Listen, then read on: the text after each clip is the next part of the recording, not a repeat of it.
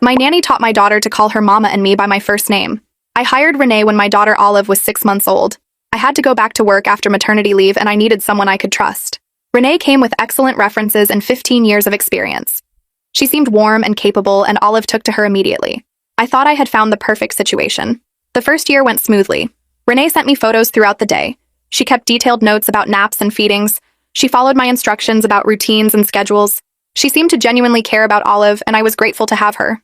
I paid her well above market rate because I wanted her to stay. I gave her paid holidays and sick days. I bought her birthday gifts and Christmas bonuses. I treated her like family because she was helping me raise my child. Things started to change when Olive began talking. Her first word was Dada, which made my husband cry with happiness. Her second word was supposed to be Mama. I waited for it. I practiced with her every night when I came home from work. I would point to myself and say Mama over and over, hoping she would repeat it. She never did. Instead, Olive's second word was Renee. I told myself it made sense. Renee was with her 8 hours a day, 5 days a week. Of course, Olive would learn her name. It stung a little, but I understood. Then one Saturday morning when Olive was about 18 months old, something happened that I will never forget. I was making breakfast and Olive was in her high chair. She looked at me and said very clearly, "Where Mama?" I smiled and said, "I am right here, baby." Olive shook her head. She pointed at the door and said, "No. Mama. Where Mama?" I asked her what she meant. She said, "Renee. Mama Renee." I felt my stomach drop. I asked Olive who I was. She looked at me and said my first name. She said it perfectly, like she had been practicing, like someone had been teaching her. I called Renee that afternoon and asked her to come over. I told her we needed to talk about something important. She arrived an hour later looking confused. I asked her directly if she had been teaching Olive to call her Mama. Renee did not deny it. She said Olive started calling her that on her own, and she did not want to correct her because it might hurt the child's feelings. She said children often called their caregivers Mama, and it was perfectly normal. She said I should not be threatened by it. I asked her why Olive called me by my first name instead of Mama. Renee hesitated. Then she said she thought it would be less confusing if Olive had different names for different people. She said since Olive already called her Mama, it made sense for me to be something else. She said she was just trying to keep things organized. I asked her if she understood that I was Olive's mother. I asked her if she understood that Mama was my title, not hers.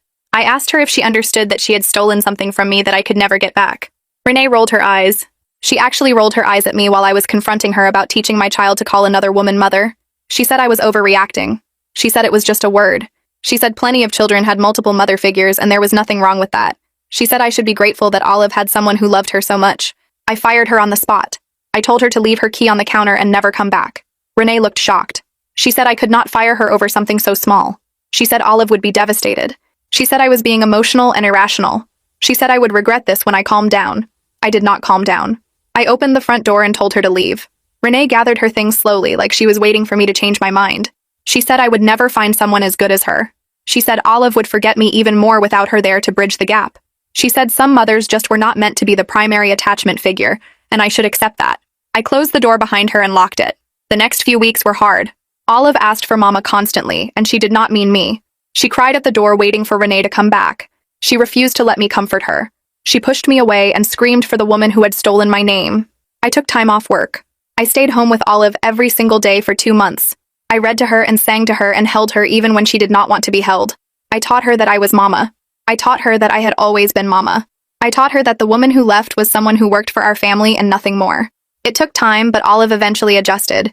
She started calling me Mama again. She stopped asking about Renee. She let me rock her to sleep and kiss her forehead and be her mother. The bond that Renee tried to steal was rebuilt stronger than before. 6 months later, I got a call from a woman named Deborah. She said her name was Deborah and she was calling about a reference for Renee. My stomach twisted into a hard knot. I asked her to repeat that and she said Renee had given her my number as a reference, and she wanted to ask a few questions before making her final hiring decision.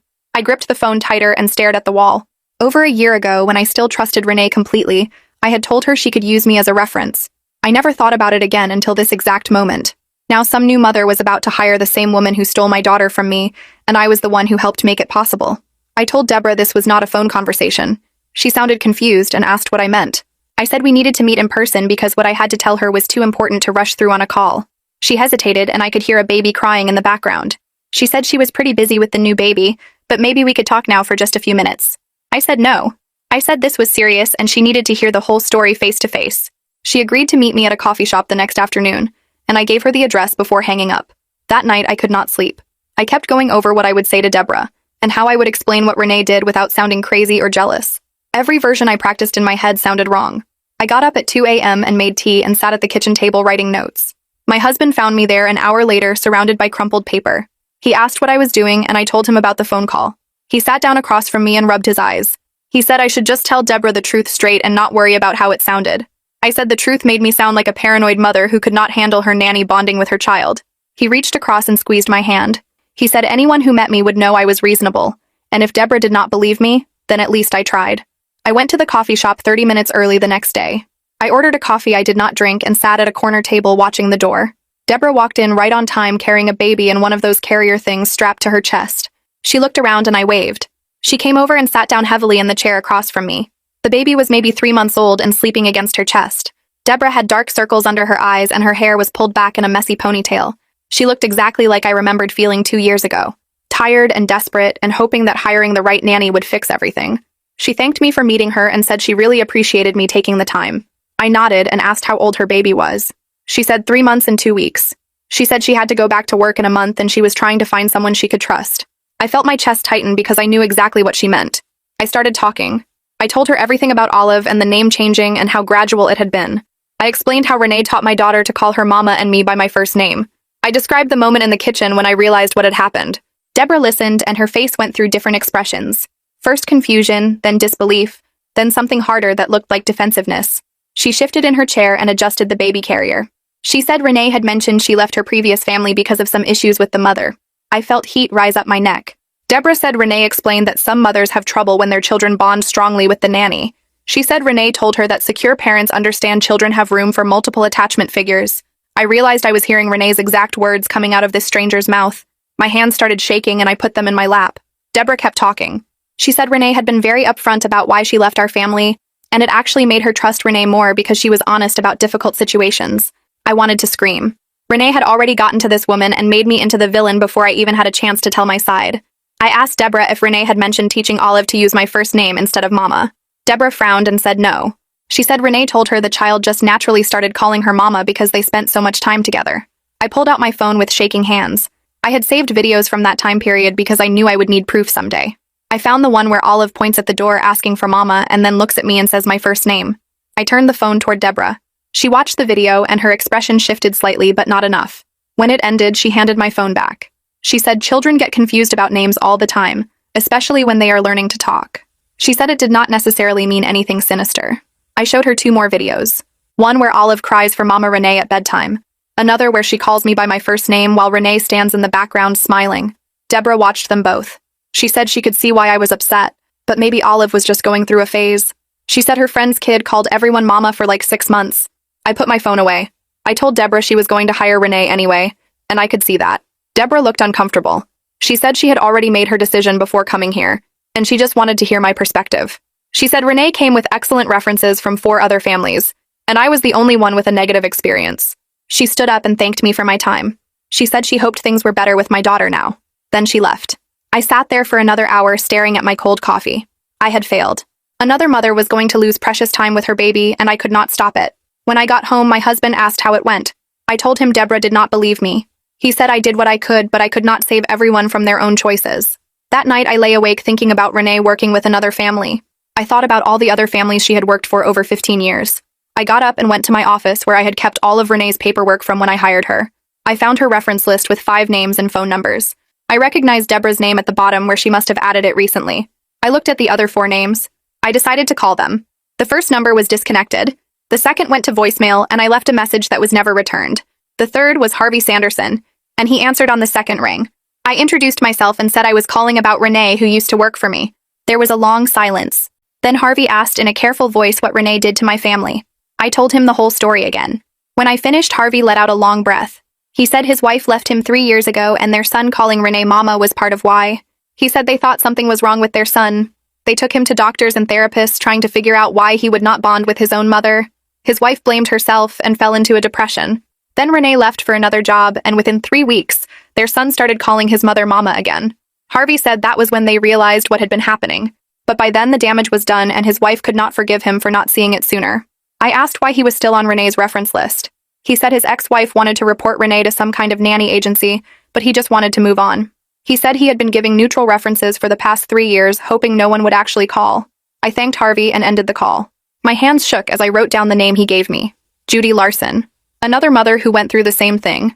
Another family Renee damaged. I waited until the next morning to call because I did not want to sound too desperate. I dialed the number at 9 o'clock after I dropped Olive at her current babysitter.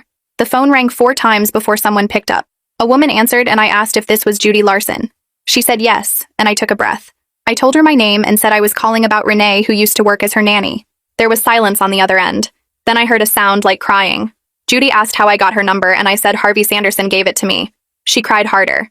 She said she thought she was the only one. She said she thought something was wrong with her as a mother. I told her she was not alone, and that Renee did the same thing to my family.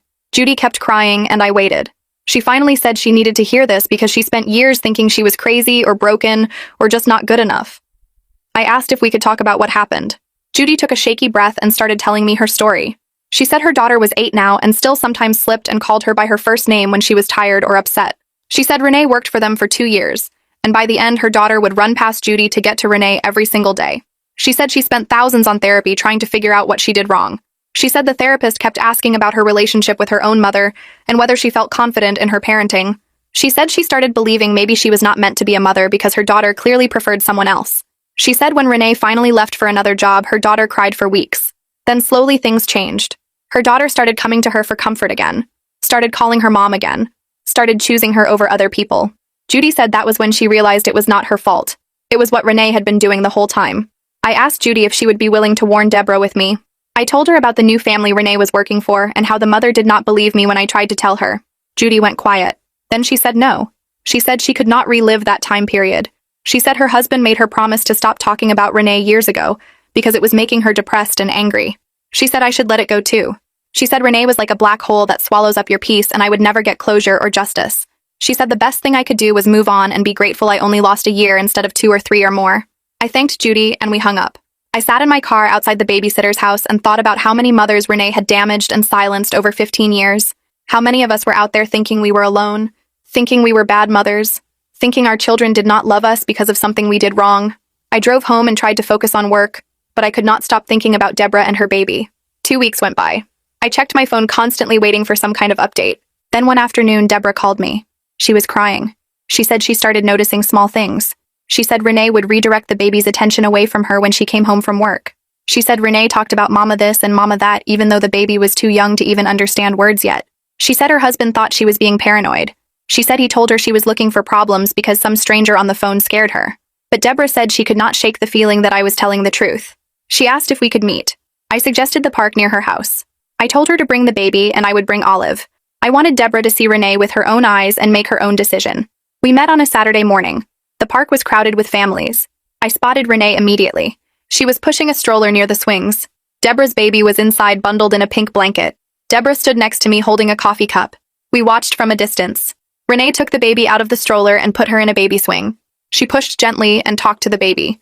From where we stood, I could not hear what she was saying. Olive was playing on the slide nearby. She went down once, then climbed back up. Then she stopped. She stood at the top of the slide and stared across the playground. I followed her gaze. She was looking at Renee. I held my breath. I did not know what would happen. Would Olive run over? Would she call out for Mama Renee? Would all that work I did to rebuild our bond fall apart right here in this park? Olive stared at Renee for a long moment. Renee did not notice. She was focused on the baby in the swing. Then Olive climbed down from the slide and walked back to me. She tugged on my jacket. She asked if that was the lady who used to play with her. I said yes. Olive looked back at Renee one more time. Then she shrugged. She said okay, and went back to the slide. I felt this huge wave of relief wash over me. Renee did not have power over her anymore. My daughter knew who her mother was. Deborah watched the whole thing. She looked at me and I could see she understood now. That night after Olive was in bed, I sat with my husband in the living room. I told him I wanted to write about what happened. I wanted to post it in the local parenting groups, so other mothers would know to watch for these warning signs. My husband put down his phone. He said I should do what I needed to do, but he warned me it might get messy if Renee found out. He said she might try to sue me or come after me somehow. I said I did not care. I said I was done hiding and being quiet about what she did. I spent the next 3 days writing and rewriting my story. I tried to be fair but honest about what Renee did to multiple families. I included specific examples of the manipulation tactics. I wrote about how she taught Olive to call her mama and me by my first name. I wrote about Harvey's son and Judy's daughter. I wrote about the warning signs to watch for, like redirecting children's attention away from parents and using mama as a title for herself. I wrote advice about checking references thoroughly and trusting your gut when something feels wrong. When I finished, I posted it in 5 different parenting forums using my real name. I was done hiding. My post got shared hundreds of times in the first week. My inbox filled up with messages from other mothers thanking me for speaking up.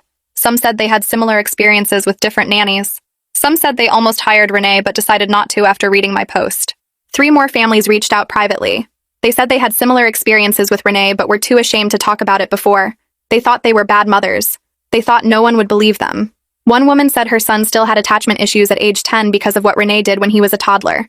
Deborah messaged me 4 days after I posted. She said she fired Renee that morning. She said she caught Renee teaching her baby to reach for her instead of Deborah during fussy times. She said when the baby cried, Renee would pick her up immediately and turn away, so Deborah could not see the baby's face. She said she watched through a crack in the door one afternoon and saw Renee holding the baby close and whispering "Mama's here" over and over. Deborah said she felt stupid for not seeing it sooner, but she was grateful she only lost a few weeks instead of years like I did. 2 weeks after I posted my story, I got an email from a woman named Sarah who lived in the town next to mine. She said Renee had applied to work for her family, and she found my post while doing a background check. Sarah thanked me for sharing what happened because she almost hired Renee before reading my warning. She said the references all sounded great and Renee seemed perfect during the interview. But after reading my post, she noticed some red flags in how Renee talked about previous families. Sarah said she asked Renee why she left my family, and Renee claimed I was jealous and unstable. That made Sarah even more suspicious because it matched exactly what I described in my post about Renee rewriting the narrative. 3 days later, another mother named Michelle reached out from a different town. She said the same thing happened with her. Renee applied for a nanny position, and Michelle found my post during her research. Michelle said she reported Renee to a nanny registry database that tracks complaints and concerns about childcare workers. She included screenshots of my post and the other comments from mothers who had similar experiences. Michelle said she hoped it would help protect other families even if Renee moved to a new area. I sat at my kitchen table reading these messages and felt something shift inside me. Maybe sharing my story actually mattered. Maybe speaking up helped prevent other mothers from losing time with their babies the way I lost time with Olive. My husband came home and found me crying at the table with my laptop open. He asked what was wrong and I showed him the emails. He read them quietly, then pulled me into a hug. He said he was proud of me for being brave enough to tell the truth even when it was hard. A week later, an envelope arrived at my house with a law firm's return address. My hands shook as I opened it. Inside was a letter from a lawyer representing Renee. The letter said I was sued for defamation, and that my online post contained false and damaging statements about Renee's professional reputation. The letter demanded I remove all posts immediately and pay $20,000 in damages or face a lawsuit. I called my husband at work and could barely get the words out. He came home early and we sat together reading the letter over and over. That night we had dinner with his cousin who works as a lawyer in family law. I brought the letter and explained everything that happened with Renee. My husband's cousin read the letter carefully, then looked up at me. She said truth is a complete defense against defamation, and I had multiple witnesses who could verify what Renee did. She said Renee's lawyer was probably trying to scare me into silence, but they would have a hard time winning in court. She offered to write a response letter for free explaining why the lawsuit had no merit. 2 months went by and nothing happened. Renee never filed the actual lawsuit. Then Deborah called me one afternoon and said she heard through another mother that Renee moved to a different state. Deborah said word got around in our local parenting community about what Renee did and no one would hire her anymore. She said Renee probably left to start fresh somewhere else where people did not know her history.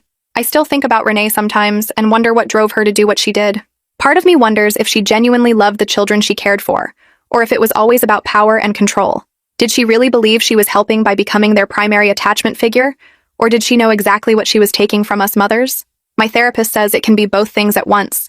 She says Renee might have truly cared about the children while also needing to be the most important person in their lives. My therapist says that does not make what Renee did any less wrong even if her feelings were real. I am slowly learning to accept that I may never fully understand what motivated Renee, or why she thought it was okay to steal something so precious from multiple mothers. Some questions do not have answers that make sense. Olive is 3 now and doing great. She calls me Mama without any pause or confusion. Sometimes when we are playing, she mentions the lady who used to watch her before her current babysitter. She does not remember Renee's name anymore, and she does not ask about her. Olive just knows there was someone else before, and now there is someone new. Our current babysitter is wonderful and respectful of boundaries. She encourages Olive to talk about Mama and Dada, and makes sure Olive knows who her parents are. I learned to be more careful about who I trust with my daughter. I learned to speak up immediately when something feels wrong instead of waiting and hoping it will get better on its own. I learned that protecting my family sometimes means being uncomfortable and standing up for what is right even when other people think I am overreacting. Our family healed and grew stronger through this whole experience, and I am genuinely happy with where we are now.